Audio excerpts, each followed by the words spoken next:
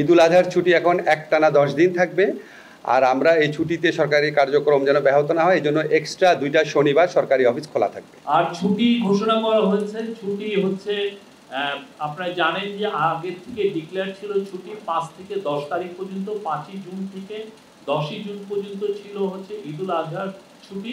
কিন্তু দেখা যাচ্ছে যে ওয়েডনেসডে অ্যান্ড থার্সডে, যেটা জুন 11 এবং 12, অনেক ক্ষেত্রেই সেইটাকে ছুটি ঘোষণা করে 17ই মে এবং 24শে মে এই দুইটা দিন, দুইটা স্যাটারডে সরকারি কর্মচারীরা বা যেগুলো আধা সরকারি বা অটোনোমাস এখানে যারা কর্মচারী আছেন তারা এই দুই দিন কাজ করবেন, বিনিময়ে 11-12 তারিখে এই ছুটিটা মোট 10 দিন, মোট 10 দিন ছুটি, যার ফলে যেটা 11-12 হওয়াতে আপনার 13-14 তারিখ উইকেন্ড, তাহলে মোট ঈদুল আজহার ছুটি হবে 10 দিন।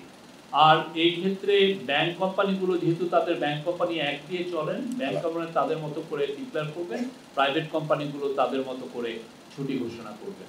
এই আর একটা ডিসিশন ছিল, সেটা হচ্ছে যে আমাদের অ্যান্টিকুইটিস ল এটা অ্যামেন্ডমেন্ট, কিন্তু এটাকে সেটব্যাক করা হয়েছে।